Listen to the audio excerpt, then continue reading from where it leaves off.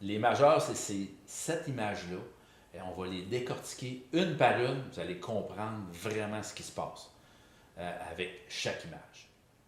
Vous voyez, le full strut, l'éventail, c'est le non-verbal le plus facile à comprendre. Tout le monde le comprend. C'est la base de la chasse au dindon sauvage. Queue en éventail, le poitrail bien gonflé, le dos bien gonflé, le snoot bien gonflé. Il est prêt, il est excité, il est très attractif pour les femelles. Et en majorité du temps, c'est l'oiseau qui va se déplacer vers les femelles. Parce que tantôt, je vais vous montrer d'autres images que c'est les femelles, que lui il veut que les femelles viennent les voir. Tandis que cette façon-là, c'est la façon la plus facile. C'est l'oiseau qui s'en vient, en majorité du temps, vers les femelles, vient les voir, vient voir ce qui se passe. Important, il ne faut jamais arrêter d'appeler. Quand on fait du full strut, comme on voit un full strut comme ça, c'est comme un peu à l'orignal. Je n'ai parlé dans ma conférence 2021. Le problème majeur, c'est que les gens, quand ils voient l'oiseau comme ça qui s'en vient, rendu à 300 pieds, ils arrêtent d'appeler. Ils arrêtent d'appeler. Ben, là, on vient de créer un doute dans la tête de l'oiseau. Là, on lui dit, viens-t'en mon grand, la madame est prête, viens-t'en mon grand, la madame est prête. Il est gorgé de sang, il s'en vient, il est fier, il est content, il va accoupler. Puis, rendu à 300 pieds, on dit que la femelle, elle parle même plus. Elle dit même plus qu'elle est excitée, elle dit même plus qu'elle est prête à accoupler, elle dit plus rien. Elle parle plus. Fait que là, vous créez un doute dans sa tête, exactement comme à l'orignal. On crée un doute dans la tête de l'orignal, rendu à 500-600 pieds, parce qu'on colle, rendu à 500-600 pieds, on lève la carabine, on est prêt à tirer, on attend qu'il sorte du bois, on crée un doute dans sa tête, il bloque à 600 pieds. Dindon, 300 pieds, on cale. On y va modérément quand même, on y indique la direction, on indique où on est, mais on y va modérément, on appelle ça un yelp contrôlé. Puis bon, ben, le fusil, à partir de ce moment-là, il faut qu'il soit déjà prêt à faire feu. Parce que si vous décidez de le lever à la dernière seconde, vous allez faire un mouvement, puis l'oiseau va s'en aller. Fait que, important d'être toujours prêt, toujours en état d'alerte, surtout quand on voit le dindon apparaître. Commencez déjà à lever votre fusil. Commencez déjà à le sortir de la tente ou de votre camouflage, puis vous mettre en position. Vous le savez qu'il va rentrer dans vos aplats. Très, très important. Le high head, la tête haute. Qu'est-ce qu'on fait avec un oiseau comme ça? Quand on voit un oiseau comme ça, là, un peu le bec vers le ciel, là, qui a la tête bien droite, la tête vers le ciel, qu'est-ce qu'on fait? C'est-tu positif? C'est-tu négatif? C'est-tu attractif? Qu'est-ce qu'on fait? Quel call qu'on fait? C'est très attractif. C'est très attractif. Sauf, puis tantôt je vous ai parlé du full strut. Full strut, il se déplace vers les femelles. Tandis que là, quand il est comme ça, il dit aux autres, je suis le dominant, c'est moi le boss ici. Puis il dit aux femelles, venez-vous-en vers moi si vous voulez accoupler. C'est ça qui indique présentement. Fait que c'est dominant et aussi il fait ça quand il est menaçant. Quand il veut s'assurer de faire mal à l'autre ou de le déplacer ou de le changer de territoire, ben il va adopter cette position-là. Donc une position très droite, très, très haute. Vous allez voir, le bec est un petit peu pointé vers le ciel. Là, très fier, très droit. Fait que souvent, là, les femelles, ce qu'ils vont faire dans ce temps-là, vous allez voir, ils vont commencer à se déplacer, puis ils vont s'approcher vers lui. Puis c'est ça qu'il leur dit. Il dit, c'est moi le boss, c'est moi le gros boss, c'est moi le dominant, c'est moi le gros dindon. Venez-vous-en, venez me voir, c'est moi le boss ici. Fait que la stratégie d'appel est simple. Yelp puis purr. On y va pas trop exciting, on y va pas trop excité. On continue à faire le son de la femelle, puis on fait du purr, on fait du ronronnement. Il y a de la nourriture, c'est une zone de confort. On indique à l'oiseau que c'est confortable ici, qu'il n'y a pas de danger. Puis en plus, on fait le son d'une petite femelle en chaleur.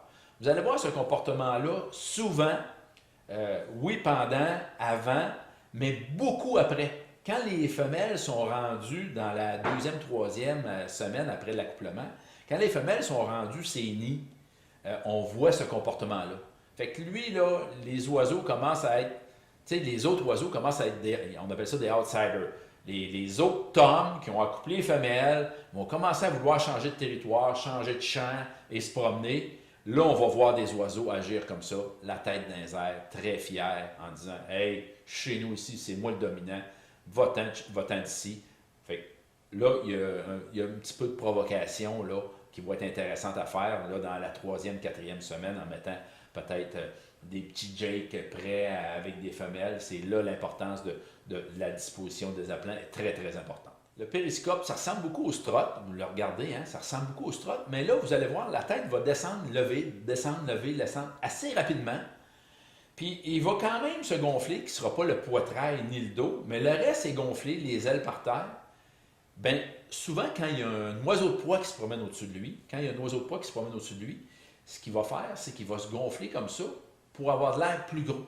Fait que s'il passe un aigle à tête blanche dans le coin ou il passe un prédateur, souvent, ça va le décourager, l'oiseau, en disant « Hey, moi, je pense que je m'attaque à trop gros. » Fait que c'est la façon que l'oiseau va déployer son corps pour avoir de l'air plus gros. Mais là, si vous voyez la tête descendre, lever, très, très important de penser que l'oiseau est en train de chercher où est le problème. Dans ce contexte-là, il faut rester immobile, très calme. À la limite, il faut arrêter d'appeler parce que l'oiseau cherche un détail qui va lui donner l'occasion de s'en aller. Fait que si vous êtes camouflé dans votre tente, on n'appelle plus, on ne colle plus, on ne bouge plus, on ne cligne plus des yeux, on ne respire plus, on ne bouge plus, jusqu'à temps qu'il redevienne calme. Et si vous entendez à travers de ça un petit pot, dites-vous que la partie pour ce matin est terminée. Parce que là, il vient de sonner l'alarme, puis il va fuir, il va s'en aller, il va s'éloigner de vous. Fait que si vous êtes en position de tirer, vous pouvez tirer. Quand vous voyez un oiseau dans cette position-là qui commence à être inquiet, vous pouvez tirer s'il est toujours à bonne distance. Puis souvent, il y a la tête dans les airs, ça fait que la zone vitale est parfaite. Mais dites-vous que si vous entendez un pote, la partie est pas mal terminée. Le rubbernecker, c'est dur à traduire, là, la tête de caoutchouc, le coup de caoutchouc, c'est dur à traduire parce que c'est beaucoup des termes anglophones. Les autres, ça fait 50 ans qu'ils chassent le dindon. Là. Nous, ça fait à peine 10-11 ans. Fait qu'on est des débutants là-dedans. Mais un rubbernecker comme ça, là, c'est un autre signe de danger. Mais c'est plus un signe de curiosité, je vous dirais. Si vous le voyez comme ça, qui s'étire le cou par en avant, là, vous voyez, hein, il s'étire le cou, puis il cherche, là. Il cherche. Fait que restez immobile, ne bougez pas, restez calme, parce que l'oiseau, là, est comme le chevreuil un peu, il va venir voir ce qui se passe. Tant qu'il n'y a pas la certitude qu'il y a du danger, il va s'approcher, il va venir voir ce qui se passe, mais si vous bougez, c'est fini, vous comprenez? Il va faire un pote, il va s'en aller. Fait que, important, immobilité totale, on ne bouge pas, on ne respire pas. Contrairement au périscope, là, il va s'en venir, il va s'approcher de vous. Il n'est pas en alerte, il est juste inquiet. Puis si au bout de 30 secondes, une minute, il ne voit pas rien, bien, sa curiosité va le faire approcher très, très, très près de vous et vous allez avoir l'occasion de le récolter. Fait que complète immobilisation, on ne bouge pas, on ne respire pas. Patience, patience, patience, patience. Je le dis à tout le monde, là, mais vous le savez, je n'ai pas beaucoup de patience. Je m'améliore beaucoup, mais ça prend de la patience parce que là, l'oiseau, il recherche le problème, puis c'est rien que vous le problème. Il n'y en a pas d'autre, c'est rien que vous le problème. Le wind check, c'est-tu positif, c'est-tu négatif? Qu'est-ce que c'est le wind check? Wind check, souvent, vous allez voir l'oiseau battre des ailes comme ça pour enlever sa poussière après la pluie. Souvent, quand il fait son changement de plume, il va perdre ses plumes comme ça, puis ses autres nouvelles plumes vont repousser. Fait que ça se fait quand même régulièrement, à l'année. Il n'y a pas de temps précis pour ça. Quand on est dans le champ, quand on chasse en forêt, c'est différent, mais quand on chasse en champ, quand vous voyez l'oiseau commencer à faire ça, puis souvent il va commencer à faire ça vers 9h, 9h30, peut-être 10h, tout dépendant de la température, dites-vous qu'il commence à préparer, à penser à retourner en forêt.